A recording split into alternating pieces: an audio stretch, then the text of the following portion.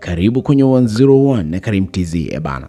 Wafahamu watu maarufu ambao tayari wameshatangulia mbele za haki, lakini mpaka sasa kazi zao zinawaingizia pesa. Jarida la Forbes linaloangazia watu matajiri zaidi duniani wiki hii limetoa orodha za watu 5 maarufu waliopata pesa nyingi baada ya kufariki kwao.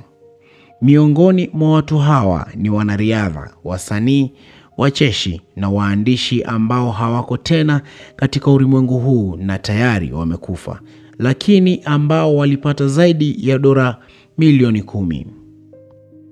Jarida hili lilianza kuchunguza masuala ya fedha za watu maarufu waliofariki dunia mwaka 2001. Na kwa mujibu wa jarida hilo, mapato ya watu maarufu waliofariki mwaka huu yameongezeka kwa asilimia 72 ikilinganishwa na mwaka 2024 ambayo ni rekodi mpya. Jarida hilo lilitathmini viashiria vya kodi ya mauzo, uhamishaji na mikataba ya leseni ili kuandaa orodha hiyo. Mtu maarufu namba 1 ni J.R.R. Tolkien aliyefariki mnamo mwaka 1973. Mwandishi huyu ni maarufu zaidi kwenye orodha hiyo ni J.R.R. Tolkien, ambaye aliandika riwaya maarufu kama vile Lord of the Ring na The Hobbit. J.R.R. Tolkien, profesa katika chuo kikuu cha Oxford, alifariki mnamo mwaka 1973, lakini mapato yanaendelea kutililika kutoka kwenye haki miliki za filamu, cartoon na riwaya zingine zenye misingi ya fantasia. Mtu maarufu namba 2 ni Kobe Bryant. Baada ya mwandishi wa Tolkien, anafuatwa na nyota wa mpira wa vikapu Kobe Bryant. Hisa zake katika kampuni ya vinywaji vya michezo ya Bud Armor zilinunuliwa na Coca-Cola kwa dola za Kimarekani milioni 400.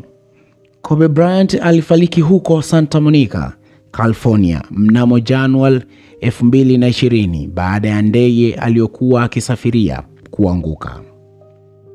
Mtu maarufu namba 3 ni David Bowie. Huyu ni msanii maarufu sana. Yuko katika nafasi ya 3 kwa kukusanya dola milioni 250 kutoka kwenye kazi zake. Na mtu maarufu namba 4 ni Michael Jackson. Pia kwenye orodha hiyo hauwezi ukamwacha Michael Jackson, kwani Michael Jackson ndiye msanii ambaye aliingiza jumla ya dola milioni 7 baada ya kifo chake. Hii ikijumuisha na nakala za kazi zake, album pamoja na mziki unaoendelea kuishi tangia alipofariki. Na mtu maarufu namba 5 ni Juan Gabriel kutoka Mexico.